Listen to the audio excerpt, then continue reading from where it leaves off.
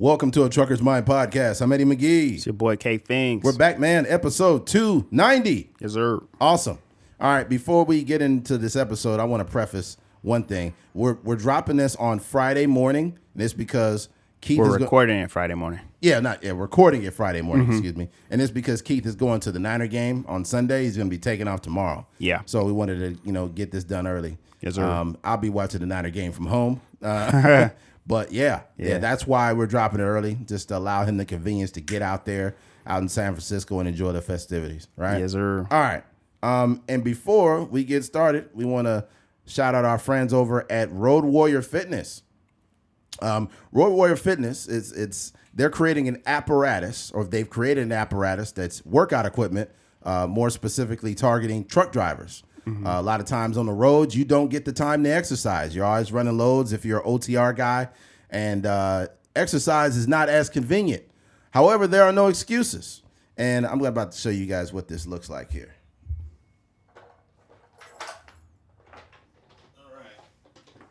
All right. What you got here is it's like a foldable plate, right? And each peg that's connected to this unfoldable plate targets different areas of the chest. You got triceps. You've got your back here. You got your back. Oh, see, I just said back. You have these actual straps that you can connect to the pegs that you could use for your lats. You could put this thing flat and do incline or decline push-ups. If you put your feet up on a chair, you could get declined. You could get inclined by putting it up on a platform and pushing up from there. This allows you to not make excuses, man. You have to do something. Not to mention, truck drivers get a medical clearance every 2 years. You have to pass your medical, right? So even if you're a big truck driver, you still have to have some element of fitness in order to be able to drive a truck. They don't want you stroking out or having high blood pressure or having a heart attack. So having something this convenient on the road with you is paramount to your health. Okay, you definitely need this. And I'll say this too, it's not just for drivers. This is for everyone. This is the product that's necessary for somebody that if you work a sedentary job, you're in the office and you don't, you working 14 hours a day and you don't have the energy to go to the gym, you could bust out 10 sets of 10, or you could do it throughout the day, do 5 reps. And there's also a study, right? There's a study that I found to be really important that I'd like to attach to this. Is this during a 10-year study period, 37 cardiovascular disease-related outcomes were reported. All but one occurred in men who completed 40 or more push-ups during the baseline exam. The researchers calculated that men able to do more than 40 push-ups at a 96% reduced risk of cardiovascular disease events compared to those who were able to do less than 10 push-ups. And I'm just saying, eliminate the excuses and head on over to roadwarriorfitness.org and purchase one of these today. And that's for people who are over the road. Now, some people might say, I could just do push-ups for free and I could do them on the ground. Do you sure you want to touch those nasty ass grounds or nasty floors out there at truck stops? Yeah. The same places that drivers take pisses at? You also didn't mention the bungee cord. Is it called a bungee cord? Yeah, I did. Yeah, you could do your lats. I mentioned you could do I didn't mention you could do your biceps. You could do bicep curls by standing on a platform and putting it within those hooks. But you can also do lat pulls. If you do you could bend over and pull them towards pull it towards your pocket. You can hit your lats that way. Yeah, hit them lats. Yeah, because I think a lot of times as drivers, you get real complacent. You're just driving, making money, but you're doing nothing for your health. Health is wealth. So if you're just driving a truck and you look like shit and you feel like shit, you won't be driving long because you'll be dead. Yeah. Okay. Yeah. You got a family to take care of. Make sure you go to your medical exams with full confidence. If you're waiting to get loaded or you're being unloaded, you can take this shit out, get out of your truck and do push-ups. Yeah. You could do burpees, stand in place. You can get your 10,000 steps in and also take this apparatus with you and you'll be able to get everything done that you need, right? Now, I could talk Tom Blue in the face, right? So we're going to get moving. However, make sure you head over to roadwarriorfitness.org, okay, and tell them a Trucker's Mind podcast sent you. Yeah. All right, let's get into it. Burger King. right? And that's kind of a weird transition. We just talked about, workout equipment and being a healthy truck driver, and then you go right into Burger King. Yeah. Right? I might have to stop by Burger King after the pod. Let's talk about the King. And I ain't talking about LeBron James. Burger King. Burger King is facing a lawsuit alleging burgers are too small, judge says. So this is getting serious. They are on Burger King's ass for this shit. All right. A judge has ruled that Burger King must face a class action lawsuit accusing the chain of false advertising, joining the ranks of other fast food giants like McDonald's, Burger King, and Taco Bell. The latest in the line of similar legal actions, the lawsuit was originally filed in March 2020 and accused the burger chain of falsely inflating the size of its signature Whopper sandwiches and promotional materials. The suit claims that the burger made Whoppers appear twice as large as they actually are in advertisement, while the actual burgers served customers are 35% smaller than those marketed. Burger King advertises its burgers as large burgers compared to the competitors and containing oversized meat patties and ingredients that overflow the bun, said the filing. So they on your ass, Burger King. You motherfuckers thought you had one, didn't you? Okay? It's the hot burger summer over here. You're not getting away with none of that. Here's my thing. I absolutely think that some of these companies are getting away with murder. This is highway robbery. Okay? Now, when you think of the company Arizona, the drinks, they've been 99 cents for many years. But what people don't realize is they've reduced 2 ounces, right? So it's allowed it to be 99 cents, but they had to remove 2 fucking ounces in order for that to happen. Some of them be 89 cents. Yeah, some. Yeah. But is that you? That's you, man. You're ringing. Somebody from Texas calling. Yeah, man. You gotta get it together, Keith. I'm on the thing. We got a podcast to do here, okay? We don't have time. We don't have time for interruptions, Keith. Okay. I don't know who's in Houston, Texas calling me. That might be Beyonce. I don't know. It might be Burger King. They're on to us. Are you niggas talking about patties over there? Yeah, man. It ain't right. And here's the thing. First of all, I don't think that the employees take pride in the burgers they make. And it's one, because they're not being treated properly and they're being paid shit wages. So when they make your patty, it will not look anything like the commercial, because they are abusing those patties because they're already frustrated they're not getting paid any money. Yeah. I've seen them back there. I've literally seen a dude that was on break at Burger King. He was smoking a cigarette. He came back inside. He walked straight to the kitchen. He didn't go and wash his hands, and he was making a burger with no gloves on. And McDonald's? No, Burger King. And Burger King? God damn. Somebody had a cigar burger. That's what they had. They had a Whopper with an extra side of ash. And who knows? That person might smoke cigarettes and they might have cats. Yeah. So this guy's petting cats, smoking cigarettes, and now you got a cat burger. That's fucked up. Yeah, that double Marlboro. Yeah, ain't right, man. And with things that are like a sponge, I would compare a burger bun to like a sponge. It absorbs smells and textures, right? Yeah. So if you take a bite of a burger and you got just a hint of a fucking menthol cigarette on your bun, you could taste that. Mm-hmm. And now you've got fucking secondhand smoke in your patty. You got lung cancer. Yeah. You got to cook meth to pay the bills. Right. Yeah. You've created a domino effect in my life. You put drugs in my sandwich. That was a Breaking Bad. I don't want Walter White making my fucking burgers at Burger King. You know what? I hate to say this. This is going to sound bad. I think we're going to be the generation that's going to see Burger King shut down. Dang. And I say that because it seems like it's losing its luster as the years go on.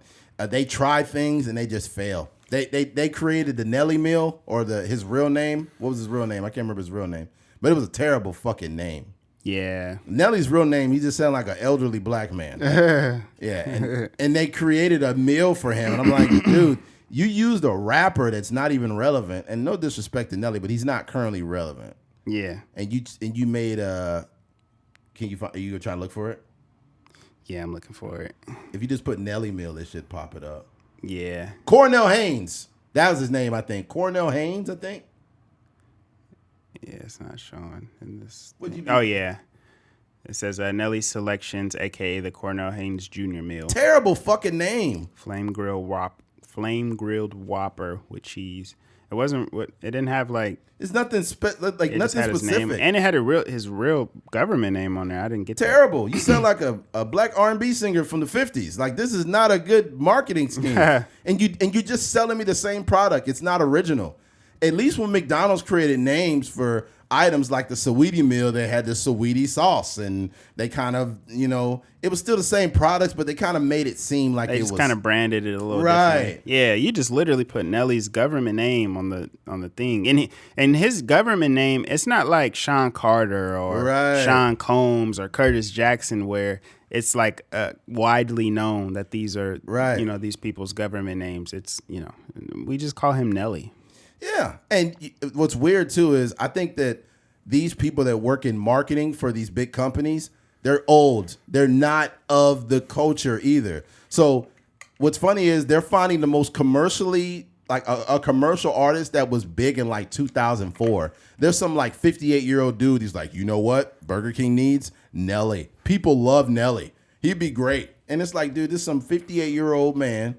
You know what I'm saying? And it's like, dude, you don't understand the landscape of the time. Yeah, Nelly ain't hot in her no more. No, that shit ain't been around in a long time. You got to find a new artist. And no disrespect to Nelly, it's just like, anybody of that magnitude, like he's a legend, but also like no one's going to Burger King to get the Cornell Haynes meal. People was going though. I got the Saweetie meal myself.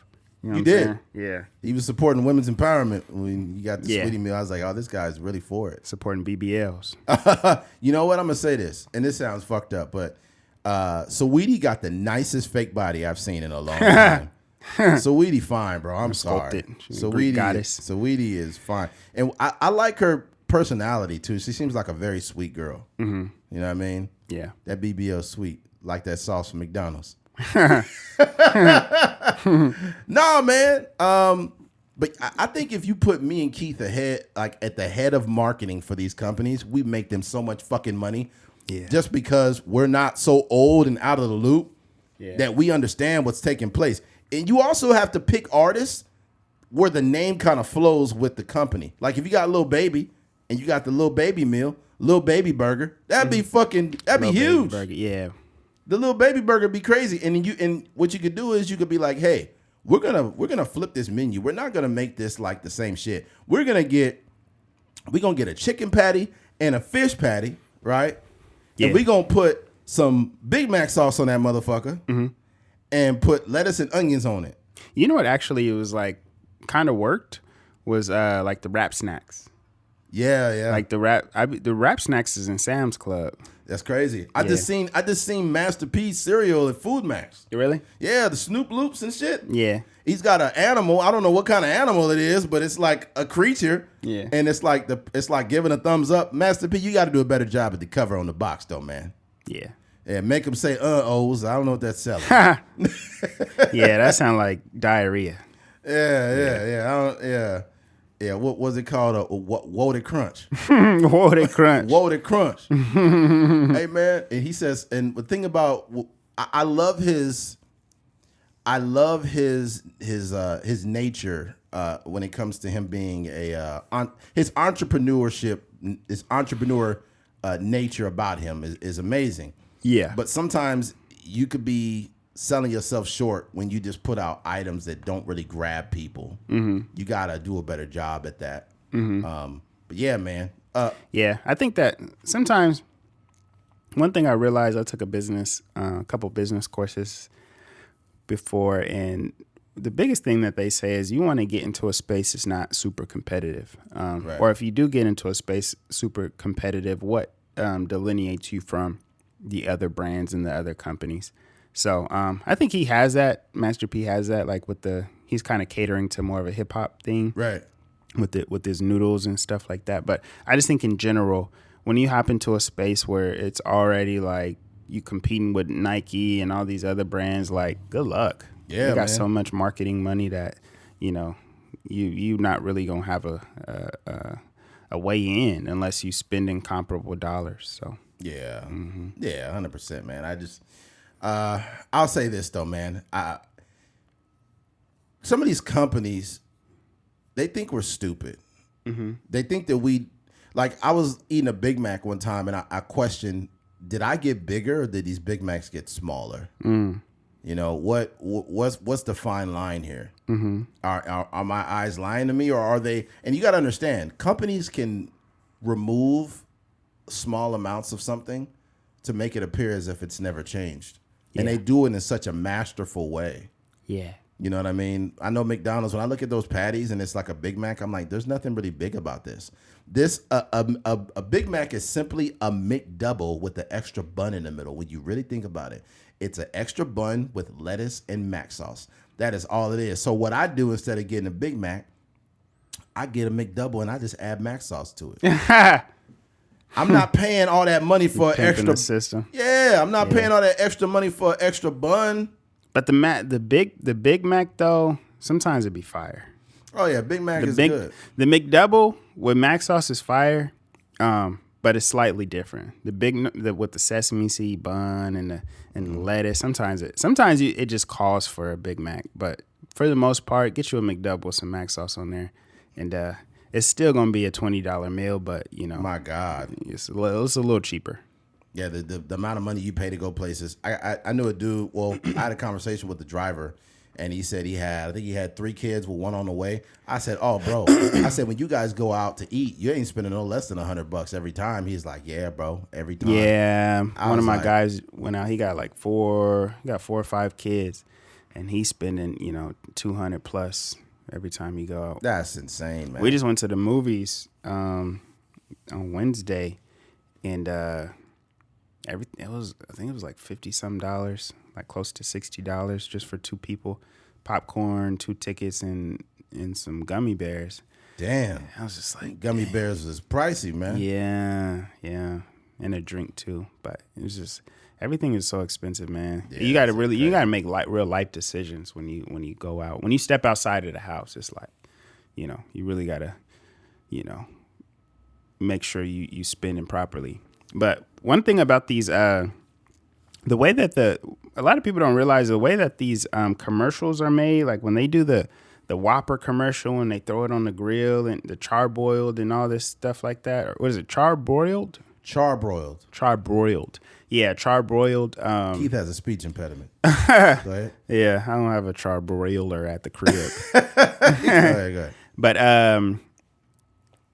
a lot of it's designed for like a commercial, like they're filming it, with these fancy cameras and stuff like that, yes. Right? So, for example, like when you're shooting an ice cream commercial, ice cream melts. So if you've ever seen an ice cream commercial, just know that it's not. They don't got no scoop of Haagen-Dazs just out there like just shooting a 3-hour, 4-hour commercial with fancy lights and heat and stuff like that. The ice cream is going to melt.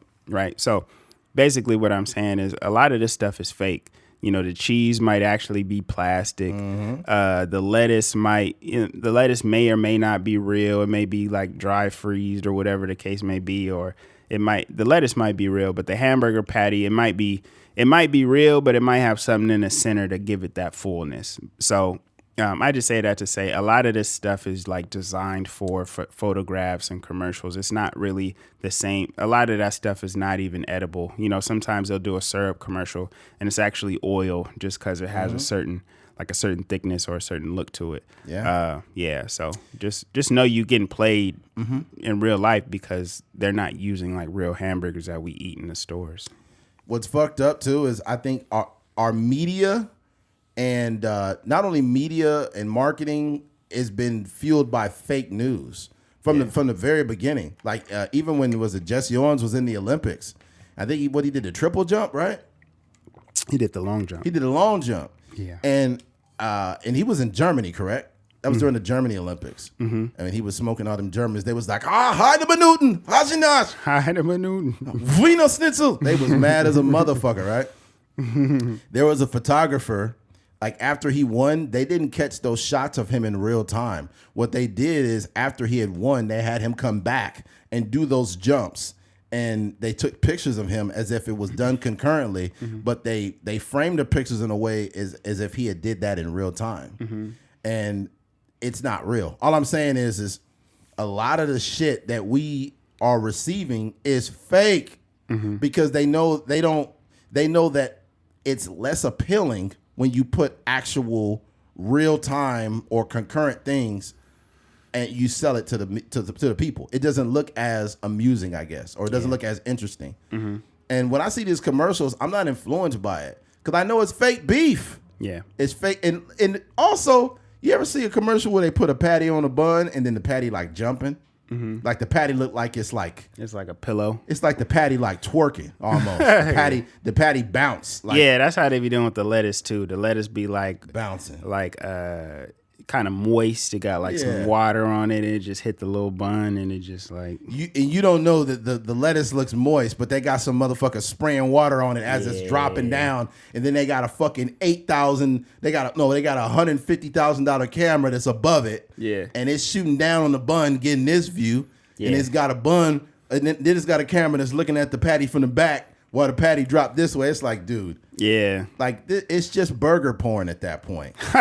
I think that food and porn is almost the same thing. Yeah. Because they're using these illusions or they're using these products and they're selling something that doesn't translate in real life. And it's affecting people. People are eating food and they don't even realize it. They're eating food not just because it tastes good. It's because it's how it's being sold. Right? It's like when people watch porn. It's not normal to you're not gonna have sex with women that got asses like that in real life. Yeah. You're just not. You might have a few in your life. Yeah. But oftentimes it's not gonna translate. Women are not gonna get a dude with a big fat 12-inch cock. That's not real life. Yeah. But when you watch enough porn, it will skew your view of the world. It will skew your view of sex and people. And people's view of food has been skewed so bad that when they pull up to the drive-thru, they think about that fucking commercial they was watching. Yeah, so when they get you got to realize, too, that burger that you get is wrapped up. And like you said, the people that's making these burgers, when it's 5 cars in a drive-thru and you got to get these orders out, they not taking the time and the care of like a 5-star restaurant to make sure the patty is not smushed and the bun is just perfectly placed. They just wrapping them up real quick and sliding them down the line. They probably dropped it on that floor. They probably dropped it right on that floor, and there was like 5-second rule. That's sick. They wrapped your shit up. They put ketchup on it. Whatever that is, it might be good. Yeah, I don't know. A little floor seasoning. Yeah. Oh man. You never know. It's got cigarette ash on the That's the secret sauce. Man. Oh man, it still got shit from the secret seasonings. Yeah, that ain't it, man. But yeah, all I'll say is this: don't allow these companies to influence you to buy a product unless you really want to do it. And they could be misleading you. Just make sure you use your best judgment when you go any place, and go to places you like, man. Like like literally, if you really think about it. There are no items that any burger company or any mainstream burger company can come out with that is original. There is nothing they can do at this point. When you got burgers, you can only sell them so many ways. Try the new jalapeno bacon cheddar this burger. All they did was add 2 items, bro. They didn't do anything groundbreaking. Yeah. Try our new what they use these words. Try the new all Angus beef. Try our Wagyu burger. If they come out with a Wagyu burger, just know that bitch gonna be $20.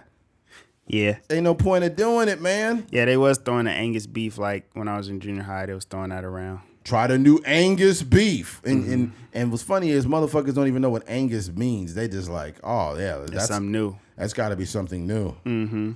Try our quarter pounder with cheese. It don't really be a quarter pound. Nah. Here's the thing. Somebody actually got on McDonald's ass because they took the patty and they weighed that motherfucker too. They say, yeah, this ain't it. This ain't no quarter pound. How much did it weigh? I forgot what it was, but it wasn't no quarter pounder. Yeah. Because you got to realize meat be having a bunch of like fluid in it too, like water. Yeah. So once you cook the patty, you cook that water out. So to their defense, they probably say, oh, it's a quarter pound before it's cooked. Yeah. right? But they're not talking about It also be cold, so it got a little bit of frozen particles on there. And it's got that fat in it. So what's happening too is once you cook that fat out, all them juices just run out. Yeah. So it's like, okay, McDonald's, you got me today. Yeah. Not tomorrow, buddy. Or maybe they're measuring the whole hamburger. Probably. They found, you got to realize, these companies are geniuses. They got lawyers. They found a way to protect themselves from lawsuits. It's like, bro. Yeah. Yeah. All right, let's switch gears, man. Switching gears. McDonald's. We went from selling health with roadwarriorfitness.org to Burger King, and now McDonald's. Yeah. God damn. I'm for sure going somewhere. This is news, though, folks. This is just news, okay? We're not trying to push the idea of fast food on anyone. Yeah. However, the McRib is back, okay? After giving a farewell tour, they turned around and they kind of lied about it. Although McDonald's told customers that the McRib was gone for good last year, it's coming back this fall. The company hasn't said where and exactly when the customers can find a sandwich. Fear not, McRib loyalists. It seems McDonald's 2022 McRib farewell tour. Oh, speech impediment, huh? Holy shit. Yeah. Somebody call the cops. All right. Was nothing but a ruse. The famous or infamous barbecue slathered pork sandwich will return from its brief retirement for 2023 fall season, McDonald's confirmed Wednesday. But fans might have to put in some work if they want to lay their hands on the evasive sandwich. Okay, here's the thing, man. These companies are not slick. I can see what they're doing. What they're doing is they're creating a nostalgia. They're benefiting from nostalgia because the McRib was something that always came and went throughout our whole lives. I've never been a big fan of it. I never really cared. I haven't had McRib in probably over a decade. Yeah, I haven't had it in a long time. Oh, it's been a long time since I had it. And I don't hate it, but I don't love it. And if you really look at what a McRib looks like without that sauce, it's gray, okay? It is a gray piece of pork that is shaped like a rib, and it's not really a rib. Yeah. But see what happens when you sell things to people? You can say anything. You make it a McRib, you shape it, and you sell it to people, and they're like, this is good. Yeah. Even though I'm eating the pig's asshole, this is the best asshole I've ever eaten. Oh, dang. Yeah. But they've done the same thing with the Mexican pizza at Taco Bell. Everyone went fucking crazy. It's not right. Why did they take away the Mexican pizza? They need to bring the Mexican pizza back. They had Doja Cat came out. She was fighting for it. All kind of people were fighting for the goddamn pizza, the Mexican pizza to come back. It ain't nothing but two fucking hard shells with sauce and bullshit. It's not nothing great. Yeah. But everybody wanted it back because it was an item. They say, I only went for the Mexican pizza. And then once the Mexican pizza came back, it created this need for it. You know, it created a demand by using nostalgia as like, hey, we're gonna leave and we're never coming back. Yeah. And it's kind of like people say it's almost like you don't know a good thing till it's gone. But even when something is not a good thing, you can make it appear something good when you take it away. Yeah. People just want options. I think that's what they want. Yeah. Because there wasn't nobody buying that Mexican pizza. Nah, I never once went up there and said, you know what? Let me get that Mexican pizza right now. I want it right now. Yeah. Yeah. I was like, hey, you guys, stop what you're doing and make that goddamn Mexican pizza right now. Yeah. I looked at like part of the reason why the McRib is like seasonal and it only comes like at the end of every year. And I guess it was like due to like the prices of pork and then also like the demand for it. So I guess at this time of the year it might be like more demand or the amount, you know, McDonald's is such a huge restaurant that they probably just run out after a few months. I bet you if the pigs have any type of conscious or any type of consciousness, they're like, oh, fuck, here we go again. They got my uncle last year. Now they be chilling all year. And then right around November, they just getting sliced up. You'd be like, God damn. Yeah. Poor pigs. Yeah. I'm not a real big pork guy myself. I don't really eat a lot of pork at all. Really? Nah. I I stopped for a while, but I like the flavor of it. So I was like, in my mind, Specific though, what kind of pork? I like bacon. That's I like ribs. I like sausage patties. Pretty much any. I think as far as like a flavor goes, just like a flavor straight off the bone, like pork is pretty good. It's just bad because the way that the horses, but the pigs. Whoa! But the pigs, the way they diet is constructed. It's just bad. But the meat tastes pretty good to me. Yeah. Mm-hmm. Well, the McRib is gray. I just want y'all to know that. Yeah. I don't know how it's gray, but once they freeze it and they ship it and stuff, you see the McRib slathered in that sauce, and within that sauce, it looks decent, you know. Mm-hmm. And then they also give you the illusion that it's grilled. Mm-hmm. Have you noticed those little charcoal grill marks on there? Yeah. But all that is a charcoal. It's like it's literally a crayon. Mm-hmm. I don't know if you've seen it. Mm-hmm. They get a crayon and scribble on that motherfucker, mm-hmm. and they call it a char mark. Yeah, bro, that's not okay. Yeah, how is that good for consumption? I don't know. That's wild, bro. Yeah, you taking a crayon and you just rubbing it across it, mm-hmm. and then you put sauce on it and it's gray and we eat it. Mm-hmm. You wonder why our mental health is fucked up. We've been eating a bunch of crayons. Have you seen? I think I might have sent you the video, but it was a guy, black dude. He be doing a lot of like little reaction videos, and he was like, "Yo, we got to start looking at the ingredients on this Great Value I seen stuff." that. Yeah, and it was like some syrup, but it was like some freaking anchovy particles inside of in the syrup, and it was just like, what? Like, this is maple syrup. All you need is the stuff straight from the tree. Like, where are all these chemicals coming from? But if they go mass produce it, they gonna find a way to put some chemicals in there to stretch it. I just don't get that though. Yeah. Yeah, and what's funny too, you knew shit was weird when you got some tuna and it said like whale free on it, or what it said whale. I guess some particles of whale was getting in the motherfucking tuna. And that's crazy. You never seen those? Mm-mm. It say whale or dolphin free. I forgot what it says. Yeah. Let's see here. Let me see, whale free tuna. But they've been kind of putting it right in front of our face for a long time. Yeah. Have you ever seen like a Cheez-Its commercial or some type of chip commercial, and the commercial takes place in a lab, like a laboratory with people with lab coats and stuff in there? Dolphin safe. My bad. Go ahead. I said, have you ever seen a commercial for like Cheez-Its or a chip or any sort of like, cracker or, like kind of store-bought cookie, and the commercial is like in a lab setting, like people with lab coats? Yeah, that's weird. Yeah, but they've been putting it in front of our face for a long time. Like all they're doing is mixing chemicals together and putting it in front of us. Yeah, there shouldn't be a motherfucker in a lab coat making my food, bro. Yeah. No, and not at all. Not at all. But see, here's the thing, though. What I've learned, and I can't go through a deep dive, is the freaking cigarette industry ended up getting the reins to a lot of these food companies.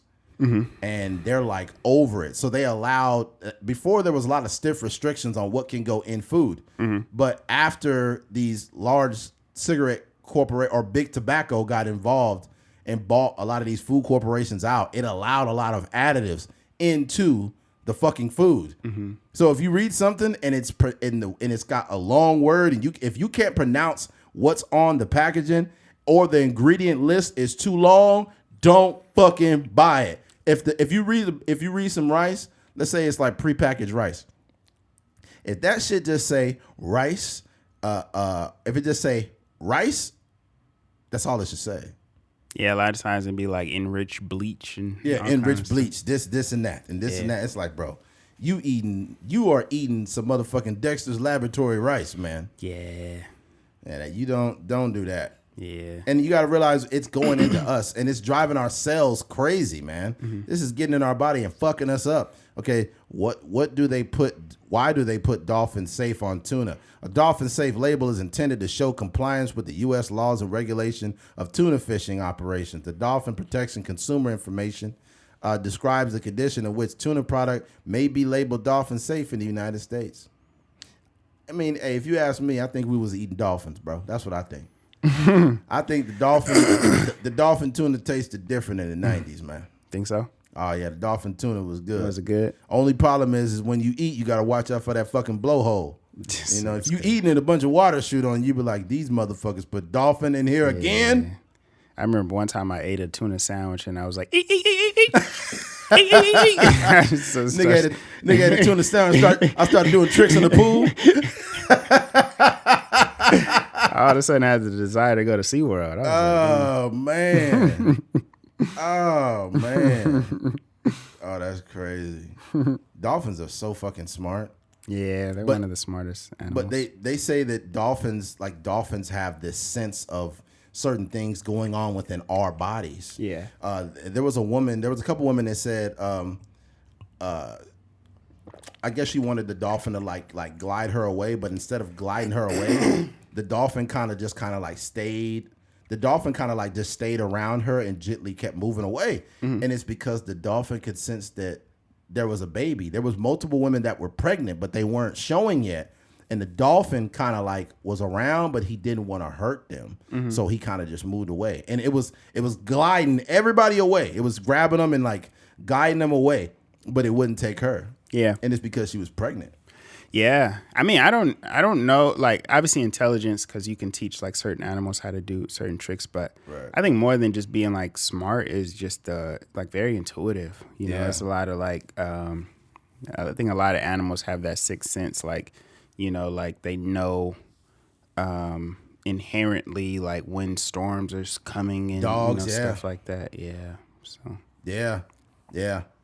But they have a lot of some of them I think have a lot of emotional intelligence. Oh yeah. Mm-hmm. Oh yeah. But to not to stray too far in regards to the fucking McDonald's, they've also done this with the Choco Taco. I don't know if you guys remember back in the day with the Choco Taco, they basically say, hey, we're discontinuing this forever. You know, and then everybody was it played on their emotions. They're like, oh my God, I remember these as a kid. I always had these as a kid. Yeah. And then they brought the Choco Taco back. I think that these companies are doing the same thing. They're taking an old item and it may not be selling that great now. And they're like, hey, we want to keep this item around, but we don't want to waste money. We want to create a need for something. Yeah. And then let's see how it sells. Yeah. That's insane. It's kind of toxic though, bro. You think about it. It's like a toxic relationship. It's like people, it's no different than people that break up 4 to 6 times. They break up and they're so toxic that they create a need for that person again because that person's not there. Yeah. What would be something that you would not saying you would be protesting, but what would be something that you would be tripping if they got rid of? It could be something that's in a convenience store or in a fast food restaurant. This is a good question.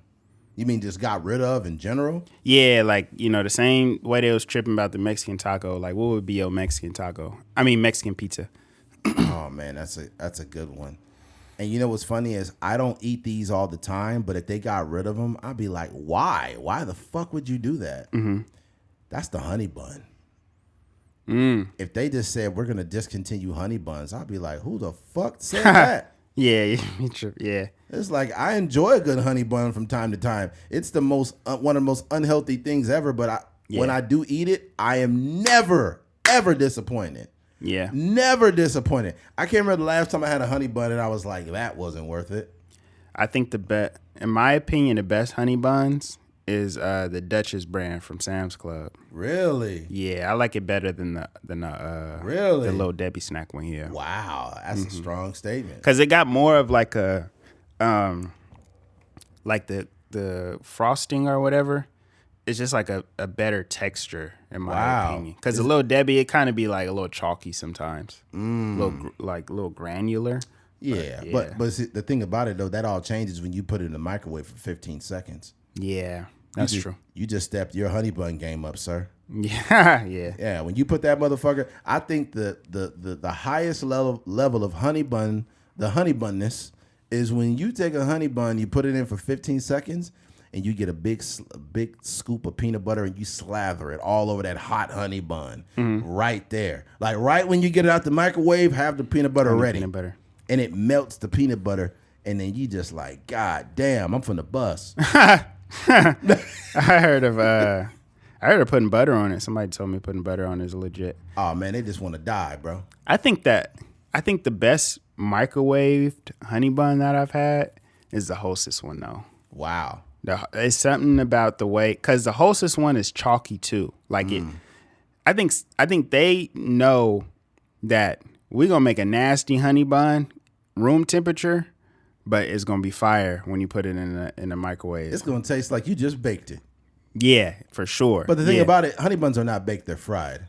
Oh, okay. Yeah, but they taste like fried bread. Yeah, they taste like they baked. That shit be good as a motherfucker, boy. Man, you know who be making? And I never eat there.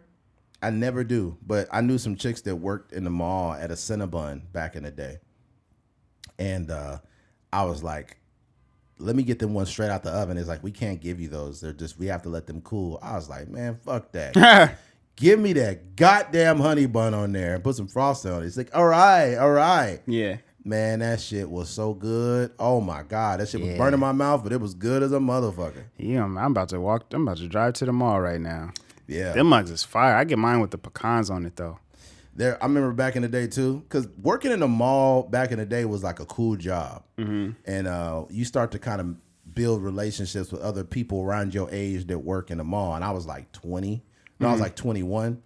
And it used to be a Panda Express over at the Valley Plaza. There's this little chick that worked there. She's probably like 19. She's real cute though.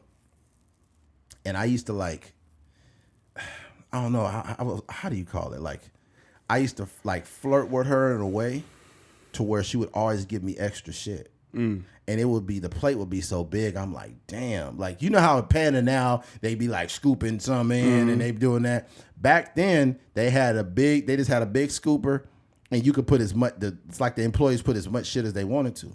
So I'd be like, let me get some orange chicken. And I never got more than a 2 entree because it would be too much food. I get a 2 entrees. She's like, you want chow mein and rice? I'm like, yeah. And I'd be like, so what you up to today? I'll probably get off, and I got to do a bunch of homework and this and that. And by the time we get through talking, I got a swollen plate. Baby fat. I could barely close the lid. Yeah. I'm like, thank you. And I just walk off. And then what I would do is if like it was some girl that really had a crush on my homeboy, right, that I used to work with. She used to always ask for him. Every time I would go to, it was a place called Auntie Anne's, a little hot dog. Yeah. It's like a pretzel place. Yeah. They used to have a little yellow and blue uniforms. Yeah. And she used to always ask for him. Always. And I remember she would ask, and I'd be like, yeah. I was like, he's back there, but he's at work. He's like, you give him a hot dog if you want. And it would be his off day. And I'd be like, hey, just get us some of those pretzel dogs in there. Straight out the oven. She would give me like 6 of them. It was bomb though. Yeah. Because instead of it being a hot dog, it was almost like a sausage almost. Like almost like a Polish. A beef one? Yeah. And it would be fire. She's like, you want the fresh ones, or you want the ones they've been here for probably like 20 minutes? I'm like, shit, I'll take both. This nigga's me and my homie, food con artist. Yeah, man. I was a food manipulator. That's crazy. Yeah. Would you bust him down by yourself, or would you give him some? Nah. I wouldn't eating that many glizzies by myself. I split them amongst the crew. The young glizzy monster. Yeah, man. I remember working at Sears was a trip though back in the day, because the amount of women that worked there, that even the married women that would flirt with my coworkers was wild.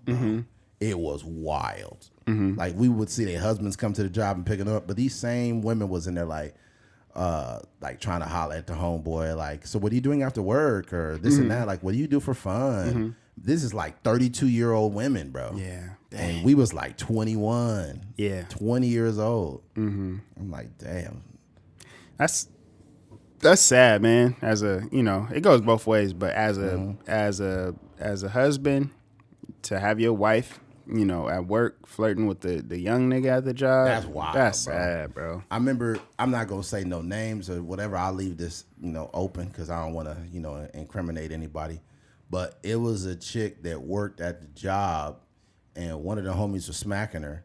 And I remember she was about to get married. And she was blowing him up like, hey, we need to hang out before I get married. Like, I want to hang out one last time. She was trying to get smashed before her wedding. And I was like, what logistically though? Like, if you're gonna cheat before you get married, like, you think that some binding thing under God is like, that much different?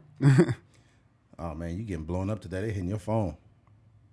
Yeah, it's calendar notifications. Oh, okay. No, it's a sad occasion, man, and we went really far left. Okay. Yeah. But yeah, you guys get the gist of it. I think once you stray so far away from a topic, I think it's important to move on.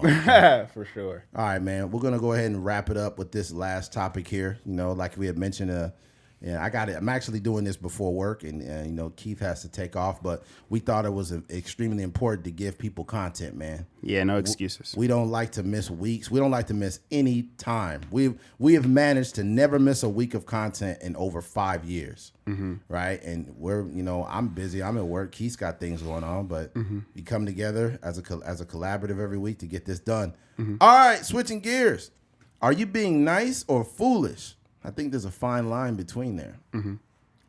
You could be a kind person, but being kind and nice and giving to the wrong people gives you no benefits. And I'm not saying you should do everything for benefits, but what happens is when you exhaust your kindness on people who don't receive it, you end up punishing yourself, man. Because you could have actually exhausted that energy on people who want things for themselves. I remember just recently there's a conversation that resurfaced about Jay-Z giving a family member money for a business, right? And Jay-Z turned that person down. And then people say, well, that guy's worth this much money. How could you turn down a family member? Well, first of all, we need to stop telling people how to spend their money, right? And second of all, it's not about the money. It's about the principle. If you're asking me for money for a business, are you presenting any business plan? Do you have any analytics? Do you have any type of history? Or, anything showing that you are serious about what you're asking for? Or do you think it's just okay to ask me for, was it $1,500 I think it was? Yeah, I forget the number. That's like, dog, if you're really starting a business, it depends on what it is. A small, super small business, $1,500. But he's not trying to do a business for $1,500. This guy is worth hundreds of millions of dollars. Yeah. So it's just, I think some people have a sense of entitlement. And you also, when you just give to people, it becomes an expectation. Yeah. They just expect you to give them shit. And then also, these be the same people that don't pay you back.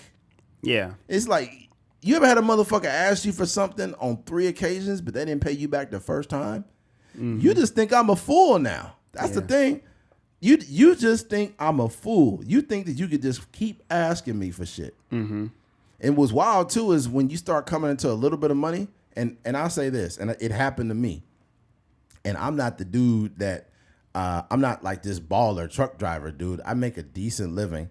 That's it. The amount of money that people ask you for is different. Like before, when you wasn't making no money, they'd be like, you got like 10 or 15 bucks. But then it turned to like, do you know if I could get like $320, $250? I'm like, what?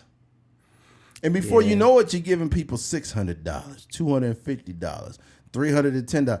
And it's like, dog, that's not it, man. Yeah. And you don't want to say no all the time because it's like, you know what? I got it. But just because you have it don't mean you need to be giving motherfuckers money. You got to ask yourself, too, the people that you giving stuff, if the shoe was on the other foot, would they do it? Even if they had it, would they do it? Yeah. If the answer is no, you got to stop being foolish, sir. Yeah. Yeah, I think like you were saying, in terms of this Jay-Z situation, a lot of people don't really understand like financial literacy. No. So they think that a person with $1 billion is just like a frivolous spender.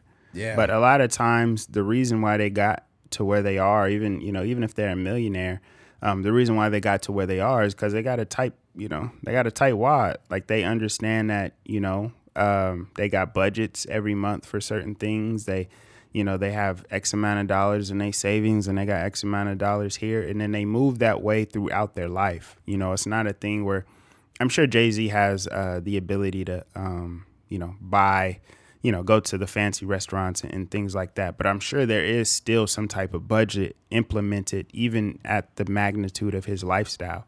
So I just say that to say, like, everything is calculated. It's not like I'm just investing this $1,500 or $4,000 or whatever my cousin is asking for just because he got a dope idea. And, like you were saying also, like the conversation around it, like we got to really stop telling people what to do with their money, man. It's a lot of people that, and I said this before, it's a lot of people that have a lot of opinions about what Jeff Bezos is doing, what Mark Cuban is doing, what all these guys are doing with their money. And they don't spend the equivalent, in terms of their own net worth. When they go to Taco Bell and they say, hey, do you want to round up to send, for the kids' college fund or whatever the case may be? They say no. So it's like these are the same people that's like, man, they need to do this and they need to do that. What I'm never going to do is tell Jay-Z what to do with his money. No. But I will learn from him and, try to, maybe if I don't necessarily agree with him, as far as like not giving his cousin some money, maybe I could like really just try to understand why and look at the reason behind it more so than just him being greedy.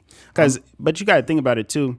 You can't even say that about Jay-Z. This nigga like bought Lil Wayne's masters. This nigga helped Meek Mill get out of prison. Like as much as he's really doing for people, I don't even understand how you can try to like say something negatively about him for not giving his cousin some few $1,000s. Yeah, I'm looking at it right here. Actually, the number was $4,800. His resurfaced clip shows billionaire Jay-Z explaining why he refused to lend his cousin $4,800. Mm-hmm. People questioning billionaire rapper Jay-Z after a clip of him claiming he wouldn't give his cousin a loan resurfaced. During the 2022 episode of Kevin Hart's Celebrity Talk Show called Heart to Heart, the rapper was discussing how money can come between friends and family. Jay-Z then described a scenario in which his cousin asked him a loan for $4,800 to fund a business venture that they say could make $2 million in return. Wow. You got to explain to him life isn't like that. Money isn't free. No one's giving out opportunities. And then he like, oh, you don't believe in my dreams? He said in the April 22 episode, the rapper never clarified whether he or not the situation he was describing was real or only hypothetical. No, it was real. But here's the thing. He said, you don't believe in my dreams. That's not how it works. You want to turn $4,800 into $2 million. That means you got some serious market research. That means if you could turn $4,800 into $2 million, then you must have graphs all over your house. You got supply and demand results. You got everything. You have comparable businesses that have earned this much money over time. Yeah. If you don't have none of that, I feel like from an entertainment standpoint, I would give you $4,800. If I seen you had all that shit, I say, hey, you know what? $4,800 ain't shit.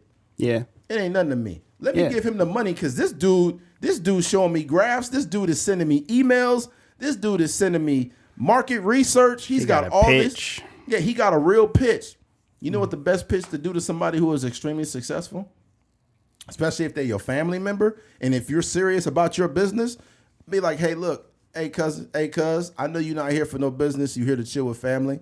I'm not going to hold you. I've been working on this for this amount of time. I've got this going on. If you feel like this is worth your time and worth any investment, here's my card. And I would I would enjoy doing business with you in the future. And leave it alone. But because 50 Cent said this. Sorry. 50 Cent said the best way to get help from someone is to appear you don't need it. Mm-hmm. And that's the best way. Because if you come to somebody and say, hey, man, I need help, they tend to look at you different. And it's not being fake.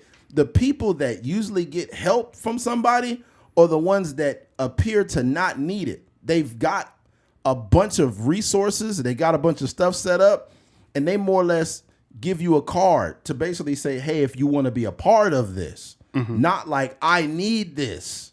There's a big difference between the two. Yeah, I think one of the things that a lot of people fail to listen to in this conversation is, he was alluding to the fact that this happens over holidays and stuff like 100%. that. You pulling up to, the Christmas dinner with the fam, and you just want to kick it and enjoy yourself and catch up, and then, it's niggas bombarding you with business ideas. It's like, just the timing of it is bad too. Like I think that it's even great to have the conversation, like you said, if it's presented in the right way, like whether it's, January 21st or, the middle of November, whatever the case may be. But I think that, that timing of it is definitely important, because it's as a person like Jay-Z, I would imagine, probably like 11 and a half months out of the year, he probably focused on, the alcohol company and, his partnerships with the NFL and preparing for the halftime show and all these like business. And I would imagine like when you let go of all that, you just want to catch up and see what like people are doing and, laugh and reminisce and stuff like that. You don't want to be bombarded with business ideas. You know what else too? If you've done proper market research, that means you've researched your cousin who is Jay-Z, and you're not trying to pitch him something that he's already fucking doing. Yeah. Right? Mm-hmm. If you've done enough market research and your item or whatever you're trying to create or sell, it needs to be original enough to gain interest from someone who is an investor. If I'm an investor and I already have this much stock of this, or I've already invested in this idea, why would I want the same idea from someone else? Yeah, it does not serve me. See, when people are billionaires, they tend to deal with things that serve them. So you got to be careful. If you have an original, say, hey, I've created this ergonomic chair, right? This chair does this over time, or this chair does this. Mm-hmm. I've mass produced, or I have this many chairs that I've sold. They've got great reviews. It could be something, I'm literally, believe it or not, something like a chair could get Jay-Z's attention. You know what it is? It's, we had that analogy, like if your car break down and you push in your car, people are more likely to. There you go. So if you're related to Jay-Z, and this just applies to really any situation, but if you related to Jay-Z, and let's say, for example, you want to be a filmmaker, right? You go to NYU, you get your degree, you got a couple short films going, and then all of a sudden, Jay-Z, he done produced like 2 or 3 films. He got a couple documentaries under his belt, and you just moving. You know what I'm saying? In your mind, like, dang, I would love to work with my cousin, or I would love to work with my uncle. But you know that's your ultimate goal, but you still, busting out your camera and shooting short films. You might have gotten to a couple film festivals and maybe got a notable internship, writing on SNL or something like that. Jay-Z is a person that he always got his ear to the streets. He know the up and coming, artists, musicians, R&B singers and stuff like that. And if it makes it to his way, I'm sure he would be more than happy to, hey, like I want you on a staff, for this movie. You could be a production assistant when we do the Harder They Fall 2, or, we about to, ramp up Rockefeller or Rock Nation Films. We about to do a TV show. I want you on a writing staff, or I want you to be an assistant producer or something like that. So I just think that when you, like I said, when you got a goal in mind, the biggest thing to do is just get into action. And then, you got to figure out the communication on the back end. But it's not like sitting stagnant and hoping that, somebody just the money going to fall from the sky and then you're going to get an opportunity. It don't work like that. Like, for example, whether it's just some major podcast, let's say some new podcast company, right? Some new podcast company popped up and they said, hey, we want to get you guys on a prove it deal. We want to get you guys, we're going to pay you guys $20,000 for 2 years of content. We'd be like, fuck you. Yeah. Like, there's no way you could pay us that. That's chump change. And the reason why is because we've been doing this shit over 5 years. You're not going to get somebody like us on a prove it deal. And the reason why is we have the work as a reference. We have years of no miss weeks. We have years of increased analytics over time. So you can't sell us on that, is what I'm saying. You just mentioned the car thing. The car analogy is probably the best one. If somebody sees you pushing your car by yourself down the street, people are more likely to help you. But if you're standing next to your car and looking around and you're hoping for someone to help you push it and you got your hazard lights on and you're like, is somebody going to help me? No one gives a fuck. You haven't even taken the initiative to get it and push the motherfucker yourself. Yeah. You got your car broken down in the middle of the street and you ain't got it out the street. Yeah. Start moving it, buddy. I would say, even for me, and I'm not Jay-Z by any means, when people will hit me up, like, hey, like, for example, there was a girl who hit me up and she was like, I would, is there any way I can schedule a meeting with you? Do you have like a calendar where, people can set up a meeting or whatever? And I was like, no, I don't really have anything like that. But like, what are you, what's the meeting about? And she was saying like, well, she wants to, she's been working on a TV show and she would like to meet with me and, potentially, see if I would join on, the project and if I would be the, like the cinematographer and all these different things. And I told her straight up, I was like, well, I'm too busy at the moment. I'm working on my own project.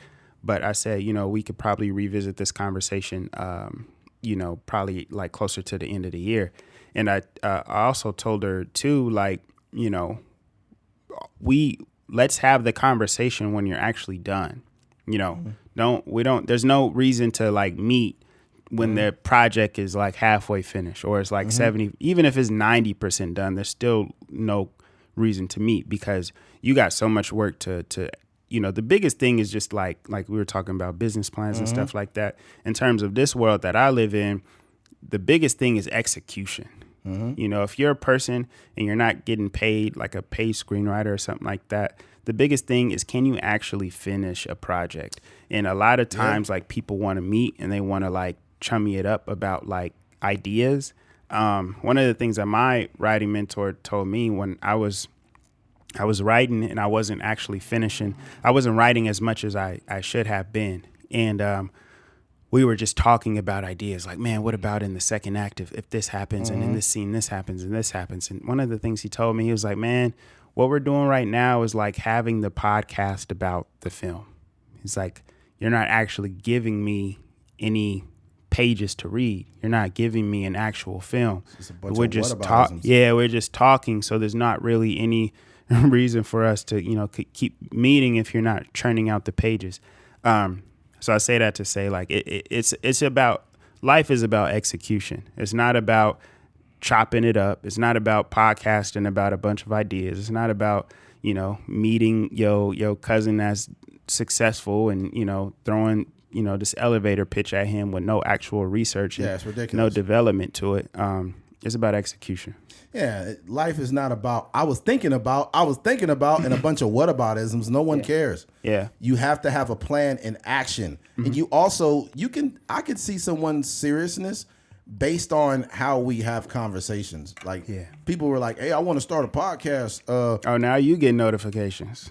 Oh, shit. Anyways, I want to start a podcast. What do I do? That's all the time. And it's like, bro, if I don't have a problem. If you ask, it's different. If you ask me, hey, what's good equipment I could use? No problem. I could send you that. Yeah. Right. But if you're like, how do I start a podcast? Like, brother, that information's all over the fucking internet. I'm not Google, man. Yeah, we figured it out. Yeah, that's insane. Yeah. It is one thing, like it's great like to develop relationships, right? And I think for me, when I approach these certain things where I may be asking somebody for something or I'm reaching out to somebody that's a little bit more successful than me, I'm bringing something to the table. 100%. I'm not just bringing like just a green person that's walking into the room. I'm bringing, I'm bringing results. So yeah, you need to be offering value. I told Keith an example of something. Let's say I see someone that's at a high corporate level in podcasting, right? And there's some questions I may have about certain metrics or whatever the case. And I see this person. If I don't have anything in that moment to offer them, let's say I meet them at a restaurant, they're about to order, and I ask them the question, I'll be like, hey, hold that. I'm paying for both of us, right? So I'm paying for your time. I'm paying for your food, not to, to try to, own you, but it's offering some level of value in that moment. See, the problem with us too, we ask for too much while offering nothing. Yeah.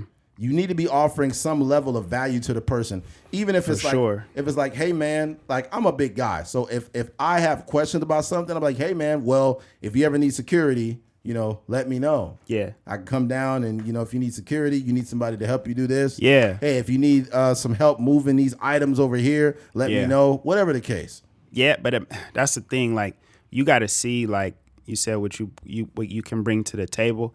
But if you got access to something like that, that's why I feel like people don't really be like, you just don't have it. And it's, and I don't know how you can get it. But if you think about like what I was saying with Jay-Z, if Jay-Z is my cousin, my uncle, whatever the case may be, I'm doing my own private research. I'm, working on my skills in whatever capacity. I'll just keep it in the film world because that's what I do. When I'm coming to him, let's say I have a movie. I'm coming to him with the full 110-page movie done.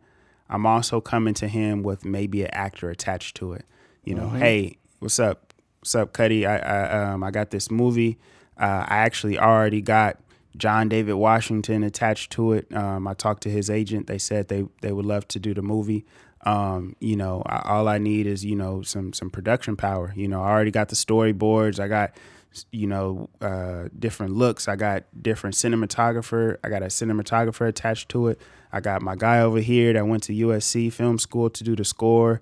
Ludwig wants to do it, whatever the case may be. Like you come into him with stuff and then he like, yo, this is like bananas. Like this is, so, and it just kind of gives you that upper hand in those conversations. And I think even for him, he would be impressed. Like, yo, like, hey man, we can't do that right now, but like, let's revisit this conversation in like a year. 100%. So. Here's the thing too. I think you want to find the best way to articulate yourself in that moment. And I think that even if that moment has not yet made itself available to you, you want to try to articulate it in your mind. How am I going to talk to someone that with a level of importance that has access that I need? How am I going to speak to these people in a way that's quick, that's digestible, and that is non-bothersome? Because if you're the guy like, I do this, I come over here, I do this, and I do this, I've been doing this, they don't want to hear that. It sounds like a pitch. Yeah. When you can make something quick and direct and confident and you find a way to articulate yourself, they're going to say, okay, this guy wants it.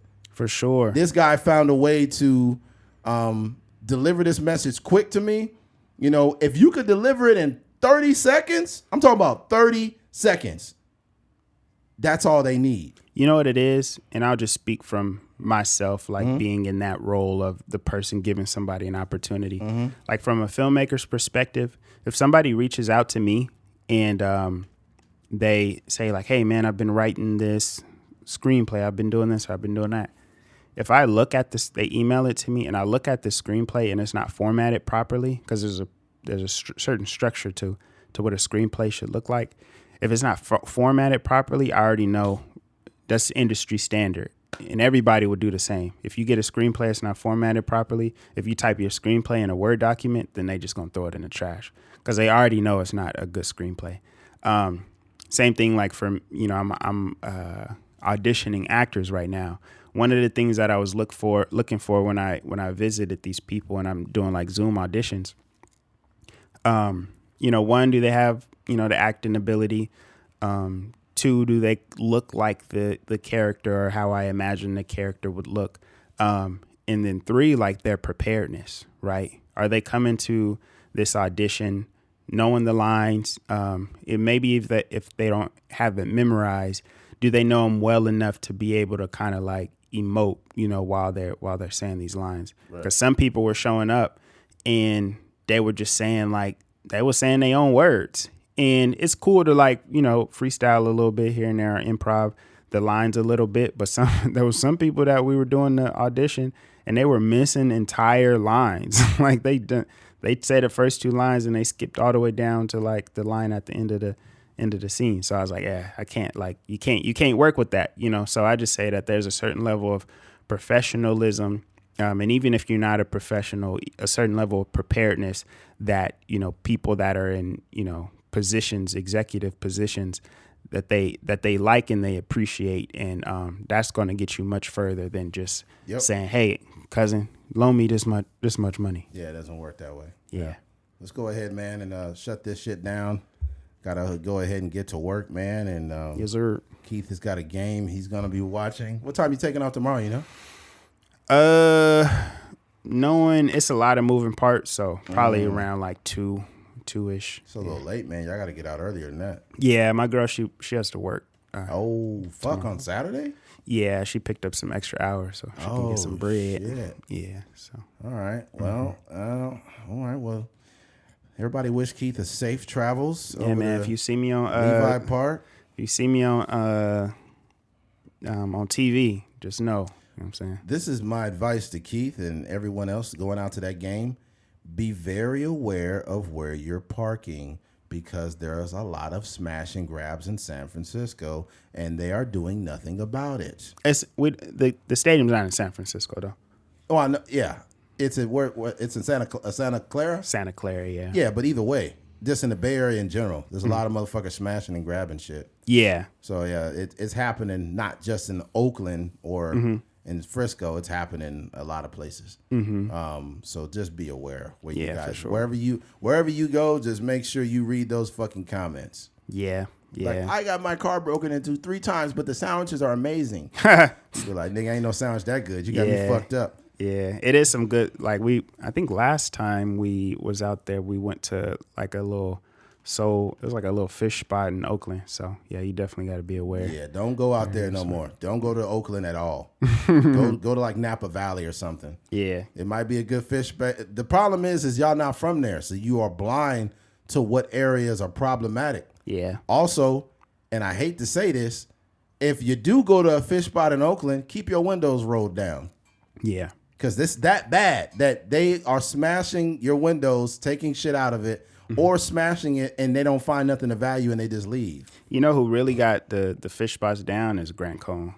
Because he be doing like he be on his little lives, he be telling people where to go eat, like visitors if they coming from out of state or something. Okay, well, that'll work. Put the stuff on there. All right, well, if you made it to the end of this episode, we appreciate you. Head on over to ATMPOD for a friendly donation. Head on over to truckersmind.com to purchase some merch we have there, some nice not fitted caps, but snapbacks, some 3D puffed embroidered hats, trucker caps there. Also head over to _truckersmind_podcast on Instagram to follow to the podcast IG account.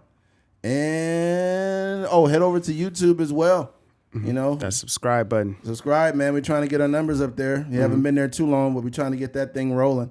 All right. Well, if you made it to the end of this episode, we appreciate you. Thank you for listening to a Trucker's Mind podcast. I'm Eddie McGee. It's your boy K Fings. We're out of here. Peace.